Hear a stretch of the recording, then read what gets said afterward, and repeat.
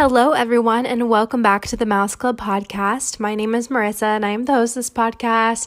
I'm so glad that you're joining us today. Welcome. I hope that y'all enjoyed today's episode and that you come back for more episodes in the future. Today, we're going to be talking about retired Disney attractions that we all miss, and I think it's going to be a really fun episode. It'll give us a chance to be a little nostalgic and cry about them together. And I'm just really excited. I'm also going to be reading some of your responses from Instagram. So again, like I've said before, if you'd like to participate in future episodes of the Mouse Club, please go check us out on Instagram at the Mouse Club Podcast, which is where I post polls, questions. I'm going to be asking you all for stories, things like that in the future. So please go check it out. But we do have a lot of Disney news to cover this week. So I'm going to go ahead and get started with those because we've got a lot to get through. So first off, I wanted to tell you guys, if you have not seen it already, on Disney Plus, there's a new documentary series called Into the Unknown, The Making of Frozen 2.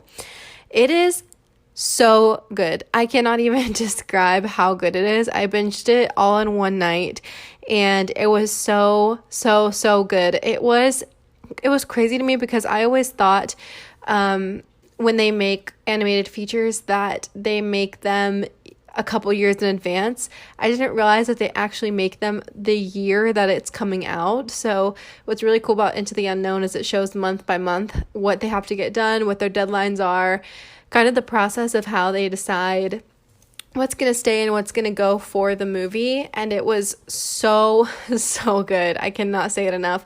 And to see how many challenges they had and how the animation works, to hear the star stories, it was just so good. So I highly recommend it. It's on Disney Plus, and again, it's called Into the Unknown, The Making of Frozen 2. Of course, on July 3rd, this Friday, Hamilton is going to be coming to Disney Plus, and I am very excited. So I can't wait to see that. I'll give you guys a full report on next week's episode, but I cannot wait for that. So don't forget, mark your calendars for Friday.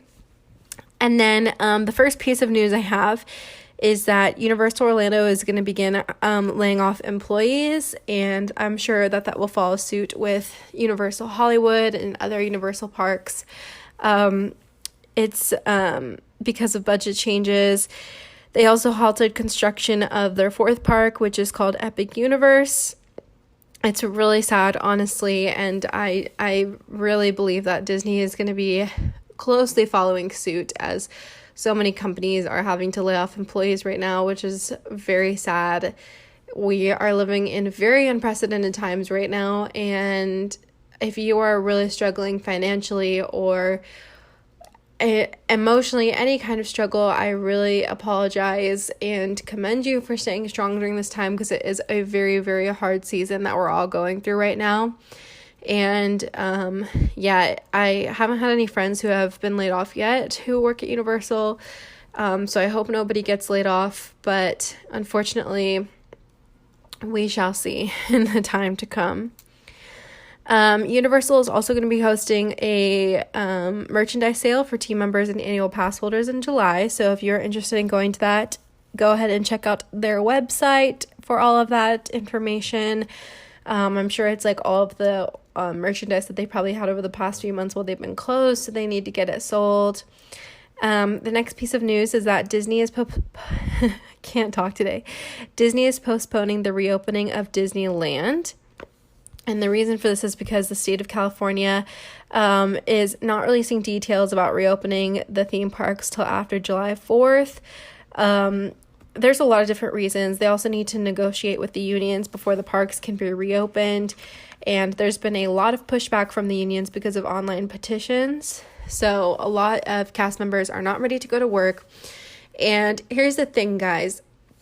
I just really want everybody who's listening to understand, because I know a lot of people, especially on the annual pass holder page, are upset because they just want to go to the parks and they want to have a good time.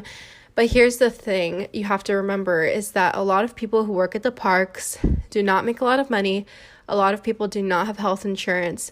So when it gets to the point that the parks are reopened and they have to go back, they can't collect unemployment anymore. If they do get sick and they're out for a month or however long COVID takes them out, I mean, they might not have money to go to the doctor, and then they're going to be not making money because they're going to be out of work. There's a lot of implications that go into reopening the parks and how that's going to affect team members and cast members at all the theme parks, really. So it's just something to keep in mind, because I know that there's been a lot of anger in the Disney community about people not wanting to go back to work, but it really is a legitimate concern, especially when you're in a park with so many people. I've said it before on the podcast, but when I used to work at the parks, I was sick for like 2 years straight because I was just getting into contact with all these different germs. So we'll have to see. With recent spikes from Florida, if you're not from the US, you might not know that Florida the past couple of weeks has had increasing spikes, as in 9,000 cases a day for like 3 days straight, 5,000 cases a day, which is just an absolutely insane number. And the same thing is happening in California right now. I don't think they've gotten quite to 9,000 yet, but they have had like 5,500 and 6,000 cases in a day. So I don't know exactly how Disneyland is going to reopen. And honestly, I don't know if Disney World is going to continue to reopen as they have planned, because the numbers are so high right now, like way higher than they were at the beginning. So we shall definitely see, and I will definitely keep you guys updated. So be sure to come back to here for more news on that. There is going to be a film coming to Disney Plus called Black is King, which is being directed and produced by Beyonce, I believe, and it says it's streaming July 31st. There wasn't really any information I could find on it. I just saw the trailer on Disney, on the Disney Facebook page. So if you want to go check that out, it's on there, and it looks interesting. I don't really know, like, if it's nonfiction or fiction. I'm not really sure what it's about, but it looks really interesting for sure. Next up is Cirque Du Soleil has filed for bankruptcy, which is really, really, really sad. I mean, the arts are really suffering right now, honestly. Broadway is going to remain dark until next year, they're saying. And Cirque du Soleil has shows all over the world, and they're based in Canada. So I know that they're trying to get loans from Canadian government, but they have filed for bankruptcy, which includes the Blue Man Group show at Universal Orlando, which is so sad because that show is probably the best live show I've ever seen. If you've never been, you have to go. It is so funny, and it is so visually spectacular. So when it opens up again, please go. Please show your support for them. The tickets are not that expensive, honestly. I think they were $40 or $50, so really not that bad. And I can assure you, you will not regret going. It was such an amazing show. But yeah, I don't know how that's going to affect the new Cirque du Soleil show at Disney Springs as well. I'm sure that that's going to affect it. From what I read online, they also laid off 3,500 employees. It's just really sad. There's a lot happening right now, so definitely very hard for sure. And then, of course, the biggest news of the week. Splash Mountain is going to be rethemed to a Princess and the Frog theme. This is going to happen in both California and Florida. It's going to pick up the story right after the final kiss from the movie. And it's basically the characters preparing for their first Mardi Gras performance. Here's the thing, guys.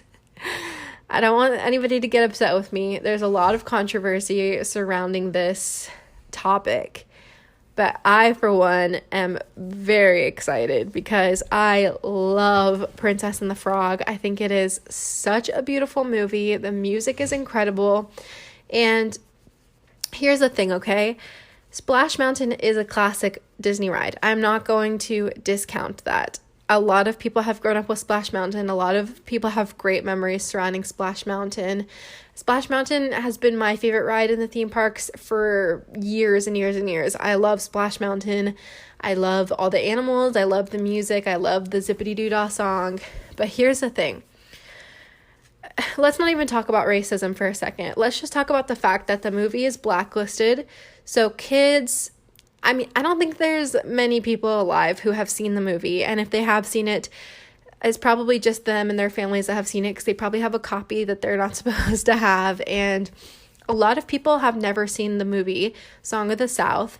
I have never seen it. I still liked the ride because I have never seen the movie, but I thought it was a really cute ride. Of course, it had great music, like I said, great colors, lots of cute animals. But I've always wanted to see the movie because I was like, I don't really know the story. Like, they tell you pretty much the gist of it. Like, Brer Rabbit is running away from Brer Fox and Brer Bear as he is leaving his home and moving on. And then, you know, they catch him and then he somehow gets away, and then that's the end, zippity-doo-dah. But I don't really, like, know any of the other parts of the story. So for me, I'm really excited because of the fact that kids will actually be able to see this movie and they will be able to connect with the story and connect with the theme. And it's honestly just a ride that really could use an update. And I know a lot of people are not happy about it, but it is going to be the exact same ride. It's literally just changing, like, the decorations and everything. And I think it's going to be really, really cool. All I keep picturing is, like, fireflies everywhere, the beautiful bayou, the characters that we love so much, beautiful music playing, and then I really hope they keep the laughing place, like, neon and glow in the dark, like Friends on the Other Side theme. That would be so cool. And then I keep thinking about the end where they have the riverboat scene and just seeing all the characters on there, and I hope they sing, like, Dig a Little Deeper, something cute like that.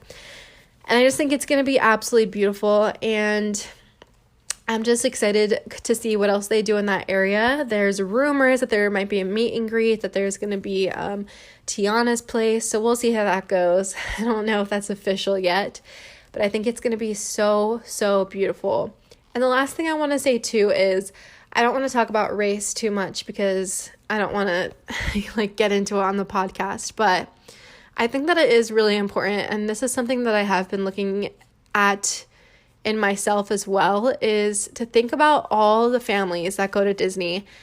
Think about how racially diverse they are. Think about the families that want to see themselves in characters and want to see themselves in rides.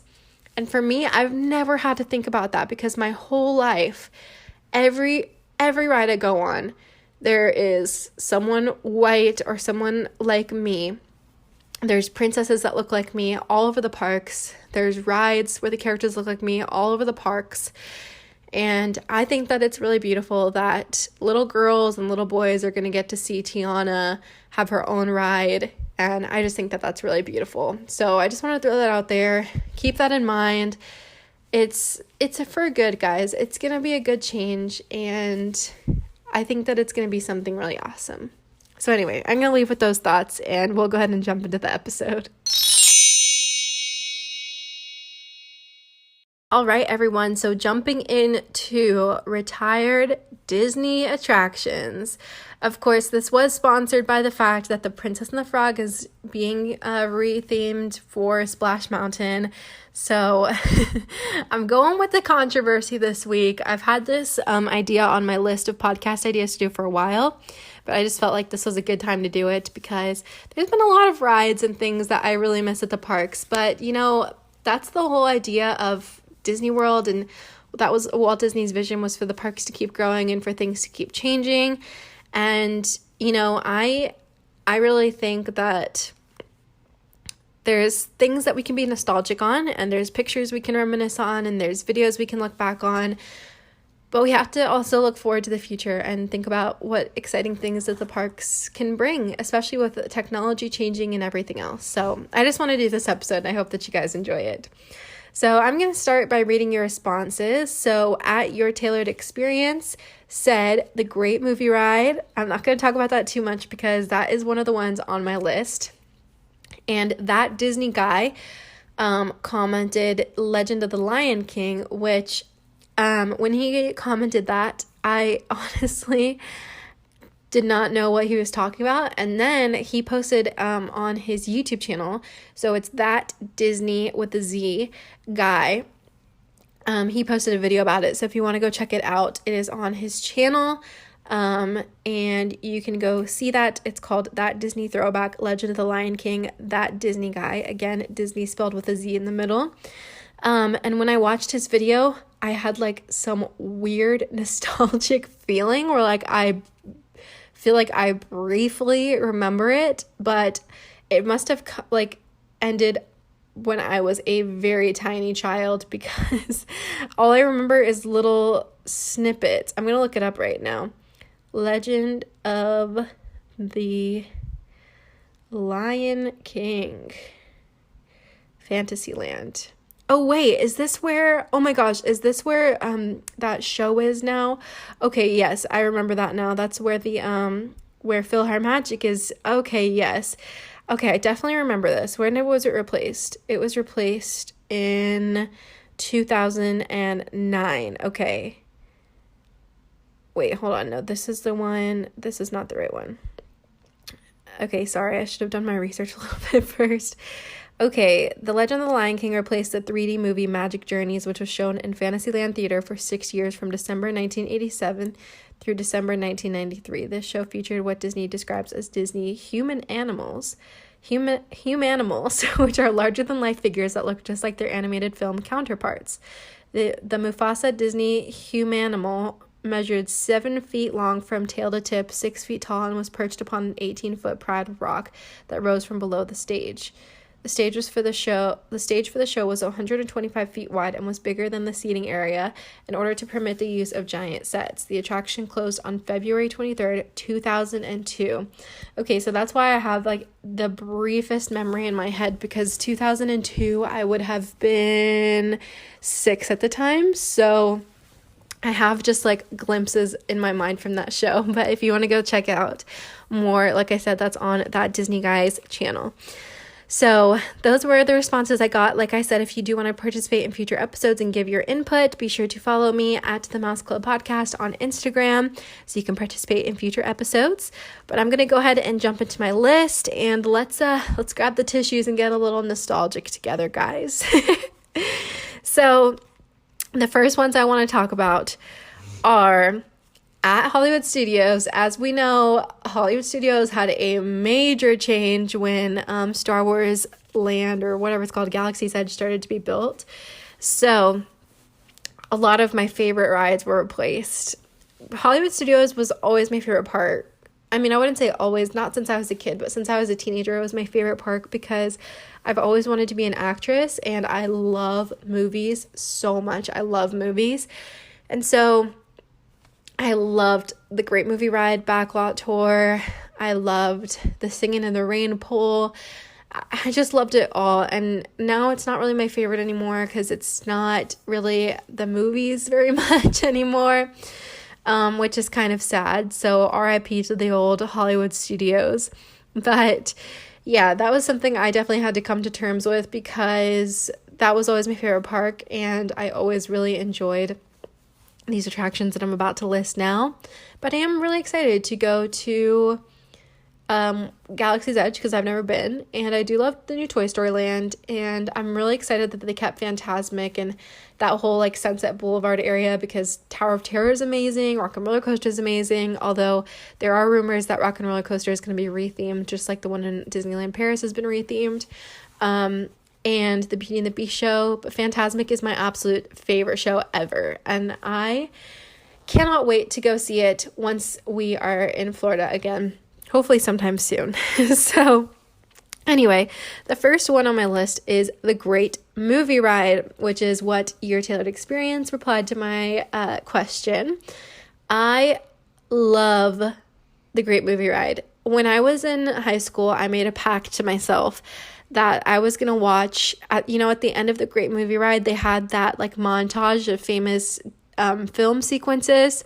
I made a pact with myself that I was going to see every movie in that film sequence, and I got decently far. I definitely still have a lot on my list, but I have seen quite a few of them, and it's just, that was such a beautiful ride. I just loved it so much, and I have not been on Mickey and Minnie's Runaway Railway. Have many people, let's be honest. I feel like the park closed like right when it was reopening, but I feel like it will be a really cute ride. I'm excited to see how it goes. I've heard mixed reviews. I've heard some people are really happy that the Great Movie Ride was changed to it. I've heard some people say they would have rather kept the Great Movie Ride. So I'm definitely excited to check it out and see how it goes, especially with the new Mickey animation, and see how that looks. But yeah, I definitely missed the Great Movie Ride, and I'm excited that the Chinese theater is still like, it's the same ride basically, so that there's still all the what's it called, those things that you put your hand, like handprints, is that what I'm looking for, the word, outside of the theater, because those are super cool as well. Okay, the next one from Hollywood Studios, the Osborne Family Spectacle of the Dancing Lights. Let's talk about this one for a second, because this has been a family tradition in my family for years and years and years and years. I love the Spectacle of the Dancing Lights so much. If you don't know what I'm talking about, is basically in Hollywood Studios, there used to be these things called the Streets of America. I think there's still a little bit, but not much. They tore most of it down. And every Christmas, they would put these incredible lights. Like, I don't even know the facts. I'll do a podcast episode about the facts of that. I'm sure there were like so many lights. I don't even know, but they literally surround you. And it's not even just one strip. It's like a whole area that's just surrounded by lights. And they're just so beautiful. They're so colorful. And basically they dance to the music that's playing. And it is so cool. I love it so much. And when they announced that it was closing, I had actual tears. I was so sad because it was just so amazing, and you really felt like it was Christmas season when that happened, because if you live in Florida, you know, it doesn't really get that cold, and so it's hard to find something that makes you feel festive and makes you feel in the season and in the spirit of Christmas. And for me, that was those lights. So hopefully they can do something new and do another area with those lights, because I'm sure that they still have them all, and it was so beautiful. I miss it so much. The next one for Hollywood Studios is the Backlot Tour, which again, if you have not been or have not heard of, it was essentially like this huge prop warehouse is the best way I can describe it. It took part in like multiple stages. Like the first part was they would pull two people from the audience and they would participate in this show where it was like from, what's that movie called? Pearl Harbor. So they would pretend that like bombs were going off and like that the water was erupting and that they had to save the ship or something. I don't remember exactly, which was always really funny and really cool to see how they edited the clips and had the people act it out. And then you move into this prop warehouse where you wait to get onto this tram.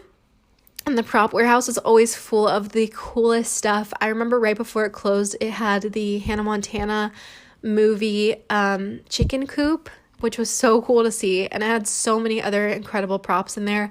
I don't know how many were real and how many were replicas, but they were super cool. And then you get on the tram and it takes you all around. It took you to this place called Catastrophe Canyon, and it did like this fake movie scene where this like gasoline tank exploded, and I don't even remember the full premise, but it takes you to all these cool places, and it takes you to big props like the plane that Disney flew in to get to the property in Florida. It takes you to all these huge vehicles and stuff that were used in movies. And it takes you to this wardrobe warehouse, which was one of my favorites because it had so many costumes from movies, and there were always seamstresses working on stuff in there. And it was so cool. And like I said, I'm just a huge film and movie fan, so that was just something so fun for me to always look forward to, was the Backlot Tour, and to see what new props they had and what new costumes were hanging up, because they usually changed the costumes based on what movies were coming out, so you got to see all the new costumes, and it was just such a fun ride, and it was really enjoyable, and I miss it a lot. Surprisingly, I don't really miss the Sorcerer's hat very much. I know a lot of people were really upset when they announced that they were going to take the Sorcerer's hat, which was like basically the icon for Hollywood Studios, out of the park, and I feel like I was pretty upset as well, but now that it's gone, I feel like it still looks really nice. They had that stage there for a while. It was like a Star Wars stage, so I think that that's gone now. I feel like it probably makes the park look a little more like clean and fine lined, I guess is the right way to say it, because you just look straight into the Chinese theater. But I think it looks really cool, and I feel like maybe them taking out the Sorcerer's hat made a little bit more sense, because the Sorcerer's hat would have just been really confusing with like Star Wars and Toy Story and all the different lands that they have. So I feel like it does look a little bit nicer now, even though the Sorcerer's hat was incredible for sure. I only have one thing for Epcot, which was Maelstrom. Definitely miss Maelstrom, but I really can't say much about it because I love the new Frozen ride too. I think that it's beautiful. I love the Let It Go scene. It's incredible. You're like surrounded by ice as she sings Let It Go. It's absolutely beautiful.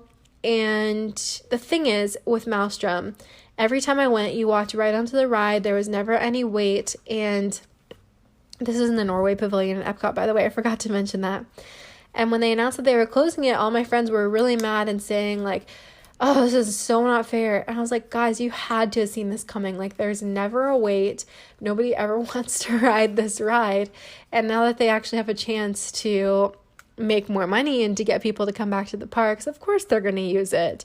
And even though I love Maelstrom and I loved like the Norwegian history and the trolls, I do love the Frozen ride a lot. So I cannot say too many complaints about losing Maelstrom because the Frozen ride is really awesome.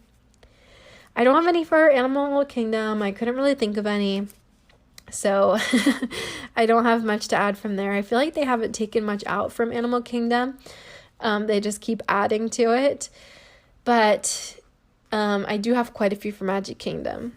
Oh, also for Hollywood Studios, I was thinking about, do you guys remember? I feel like it was probably where Beauty and the Beast is now. There was like a Tarzan show and they were on roller skates. I feel like I vaguely remember that, and I have one distinct memory where I'm sitting like in the middle of the theater and Tarzan like flies above my head. And that's like the only memory I have from that show. And I really can't remember much else. Anyway, I just wanted to throw that in there. Okay, so Magic Kingdom. The first one is the old Tiki Room where it had Iago. It was called the Tiki Room under new management. I loved when they changed that. Oh my gosh, that was so cool. And I know that they like had like superstitions that it was cursed because it basically caught on fire. So they changed it back to the original Tiki Room, which was Walt's idea. But I've got to be honest, I love you, Walt, so much, Uncle Walt. But I loved the new under new management show because it was a little bit more exciting. So yeah, I think I'm going to talk about that. I want to do an unpopular Disney opinions episode, and I definitely want to talk about that one in a little more detail for sure. The next one is the Main Street Electrical Parade. Honestly, just any nighttime parade. The one at Disneyland, what was that one called? With the lights, the newer one. Now I've got to look it up. I feel like it's still there. But yeah, just having a nighttime parade was so cool, especially when I worked there and it would pass by every night. And I feel like it helped alleviate some of the crowds from the parade because some people would stay after to watch the parade. And now there's just no parade, which is sad, but I guess that's just the way the cookie crumbles. I don't even know where all those pieces are now. Oh, Paint the Night Parade was what I was thinking from Disneyland. But yeah, I don't know where all the pieces are from the Main Street Electrical Parade now, but I really miss it, and I wish that they would update it and bring it back. Wasn't there like rumors about that before the parks closed?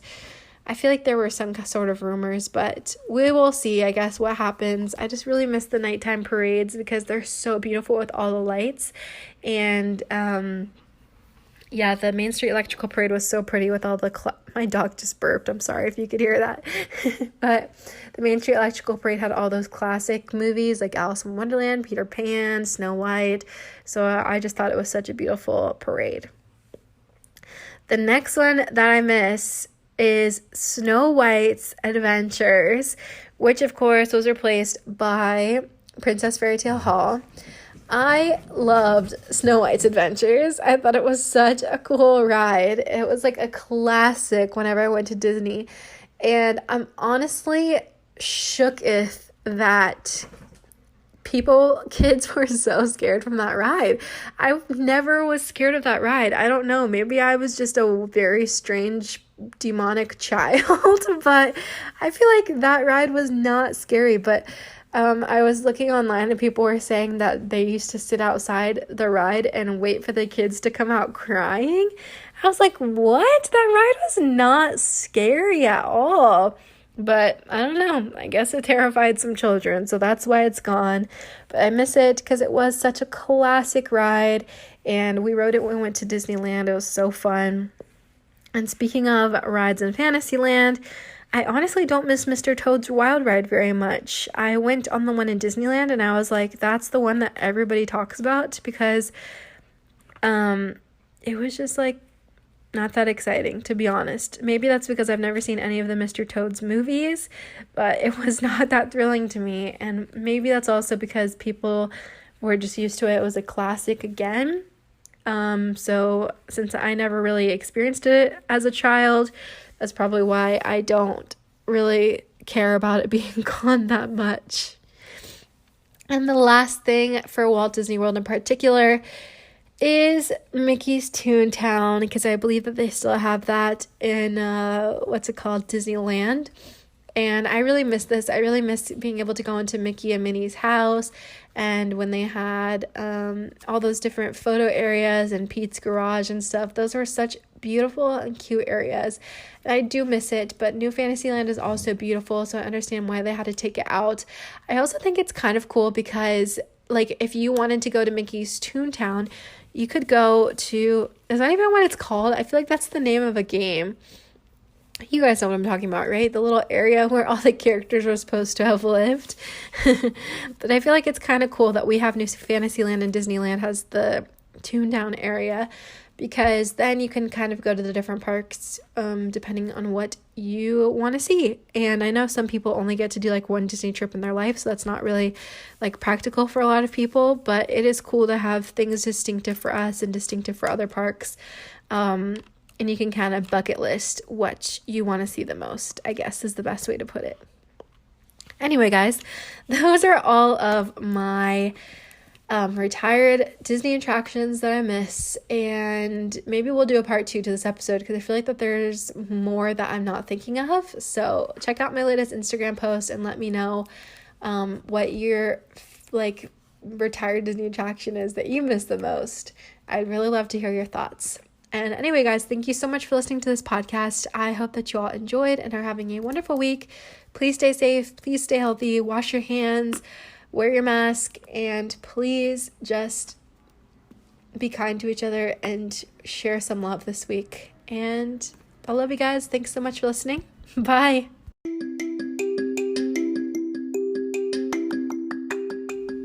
Thank you so much for listening to the Mouse Club Podcast. To find us on Instagram, follow us at the Mouse Club Podcast. You can also find us on Facebook at facebook.com/the Mouse Club Podcast, or on our website, themouseclubpodcast.com, to find all of our episodes, links to our social channels, and our YouTube channel, which will be coming soon. To follow our host, Marissa Potts, that's me, check me out on YouTube, Marissa Potts, on TikTok at marissa.potts, on Instagram at Little Miss Mariss, MRS Mariss. Thanks so much for listening. See you next week. Bye.